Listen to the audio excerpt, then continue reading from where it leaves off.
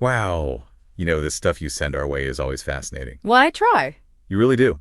And this time, you've sent over something that's sparking, well, some pretty surprising headlines. We're actually seeing some pushback from Senate Republicans on some of Donald Trump's recent moves regarding the judiciary. Hmm. It's not exactly what you'd call a unified front, which you kind of expect. So it immediately raises the question, what's really going on here? What's going on behind the scenes?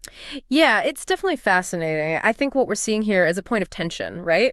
It's Yeah. emerging between the former president's very public statements and then what's actually happening, or maybe more accurately, what's not happening, with some pretty significant figures within the Republican Party, particularly in the Senate. Right. So, yeah, it really highlights this potential conflict between loyalty to the party and then sort of, the broader norms and expectations of how our government institutions are supposed to function. Absolutely. So to really dive into this, you sent over a news article from The Hill and also some commentary from Glenn Kirshner on YouTube. Right. And the big issue, the central issue here, is that Donald Trump is reportedly advocating pretty strongly for the impeachment of judges who have ruled against him. Mm. And you're looking to understand, I mean, what exactly are these calls for impeachment? How are Senate Republicans responding to this? And ultimately, what does this whole thing tell us about the current state of, politics, the political landscape? Yeah, all great questions. So let's unpack this whole thing, and maybe the best place to start is understanding what exactly Trump's position is. Sure, sure. So, from the sources that you've shared, it seems pretty clear that Trump's stance is, well, it's pretty forceful. He's reportedly been very vocal about wanting to see some kind of consequences, and that includes impeachment for judges who have made rulings that go against him or against policies that his administration put forward. And the case of Judge James Boasberg really stands out here as a key example. Yeah, Judge Boasberg, he's the vital judge who made that big ruling against Trump's attempt to use the Alien Enemies Act to deport individuals who were alleged to be members of Venezuelan gangs, and to do that without any kind of hearing. Right. And it's interesting, Judge Boasberg is also currently handling a lawsuit that has to do with the use of the Signal app by senior Trump officials. So these are not just, minor cases. These are cases that touch upon some pretty big, pretty significant legal and constitutional questions. Yeah, absolutely. I think what's really important to understand about that ruling on the Alien Enemies Act, is that it really gets at the heart of some really fundamental principles of due process within our legal system. So basically, Judge Boasberg's decision upheld the idea that even when you're dealing with matters of national security, even then, individuals are still entitled to certain legal protections. Right. And so Trump's reported desire to basically try to bypass those protections, and then to turn around and seek some sort of retribution against the judge who upheld them. Well, that really underscores a pretty big conflict in how these very basic principles are being viewed and acted upon. Yeah. And it's not just about impeaching judges, is it? The article from The Hill even mentions that Trump has even floated this idea of potentially eliminating courts that, rule against him. That's a pretty dramatic escalation. Wow. It's huge. Suggesting that you would just, get rid of an entire branch of the judiciary just because you don't like the rulings that are coming out of it, that raises incredibly serious questions about the very foundation of our system of checks and balances, right? Yeah. And really about the rule of law itself. It's a notion that I think it would cause a lot of alarm among, lots of people who are invested in the stability of our political system. And I'm talking about people across the political spectrum, regardless of party affiliation. Yeah. Yeah. So that really brings us to the response from Senate Republicans. And this is where things take a bit of an unexpected turn. The core message coming from them seems to be pretty clear. They're basically warning Trump's allies to back off when it comes to making threats against the courts. Yeah, exactly. They're making it very clear, according to the reporting in The Hill, that any attempt to try to impeach Judge Boasberg in the Senate, it's just not going to happen. They use the phrase "dead on arrival." And that's not just some polite way of dismissing it. That's a really strong signal that they don't think there's any legitimate reason to go after this judge simply because they disagree with the judicial ruling. Yeah, and it's not just about impeachment, is it? I mean, they're also pushing back against this idea that's been floated by Speaker Mike Johnson, potentially defunding federal courts that rule against Trump's agenda. Yeah. This suggests to me that there's a broader concern here among Senate Republicans about maintaining the independence, the integrity of the judiciary as a whole. Absolutely. I mean, defunding courts as a way to punish them for rulings that you don't agree with, that would be a huge escalation in the conflict between the executive branch and the judicial branch. And the fact that you have Senate Republicans pushing back against that idea really suggests that they recognize how damaging that would be, that it could really undermine the whole structure of our legal system. Yeah. The Hill article also highlights this sentiment that seems to be pretty common among a lot of the Senate Republicans. They see themselves as stewards of the federal judiciary, Right. which is a really interesting phrase. To me, it implies that they have a responsibility to protect the institution itself, Yeah. sort of separate from whatever the immediate political battles are. It does, yeah.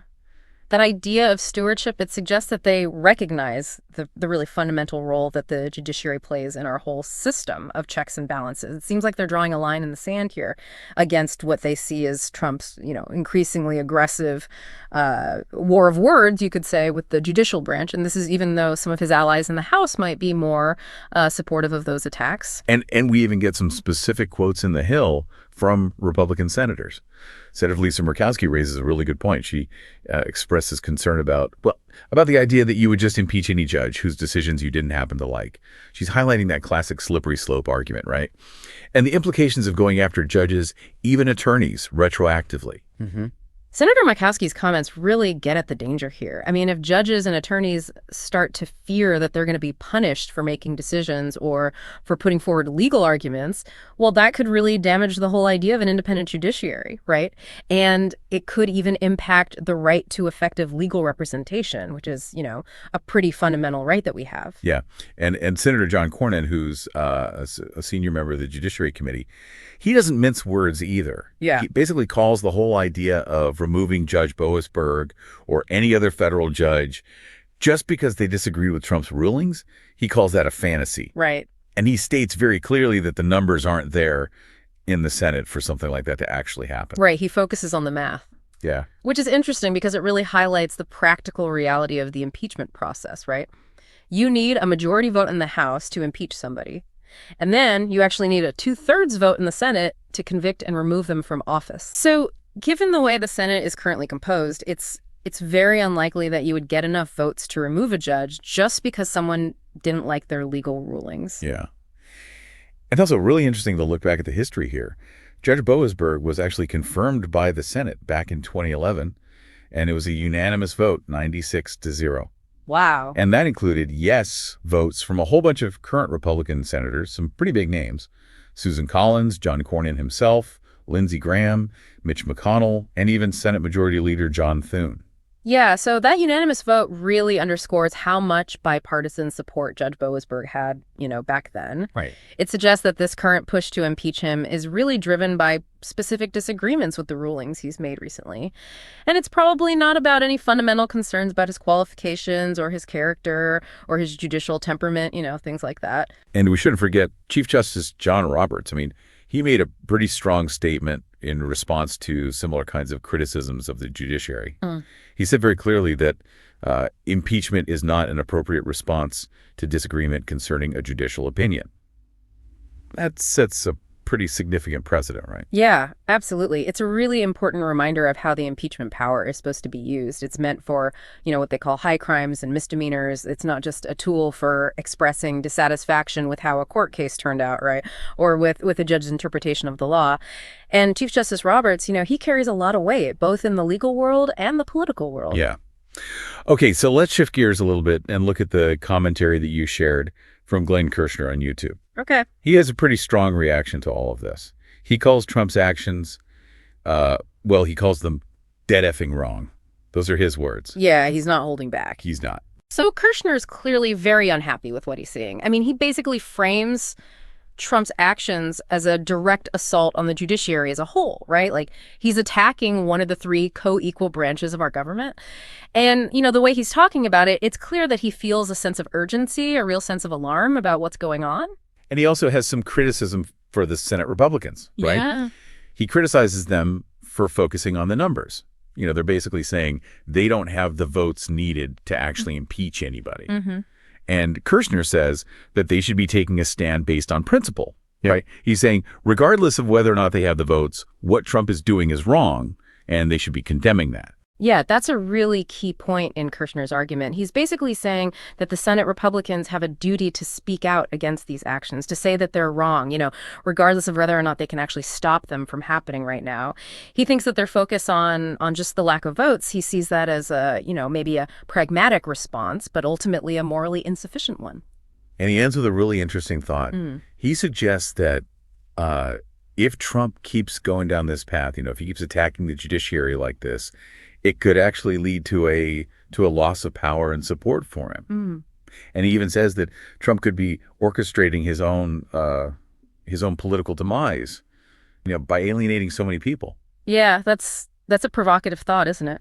Kirshner's basically saying that Trump's actions could backfire on him big time. He might think he's consolidating power, but, by going after the judiciary in such a blatant way, he risks alienating not just his political opponents, but also potentially some people within his own base who actually do value the independence of the courts. Yeah.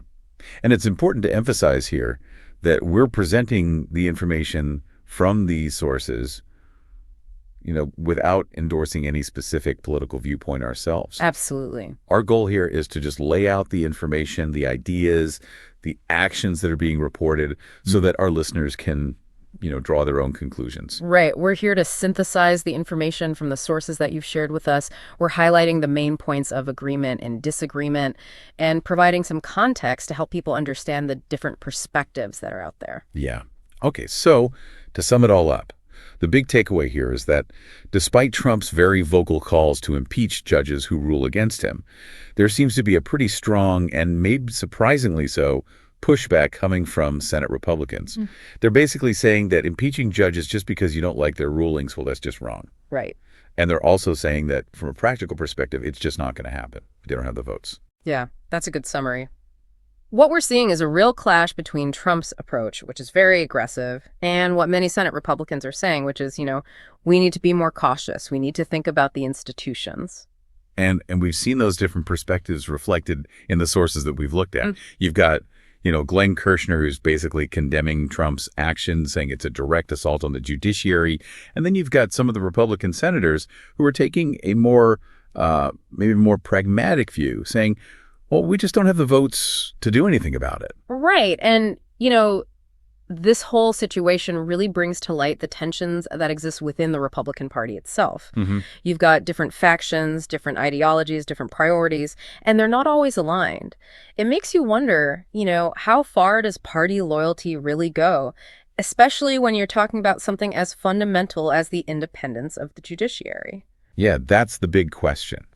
So by diving into these sources, listeners now have a much clearer picture of this particular point of tension within the Republican Party and what could mean for the balance of power in our government.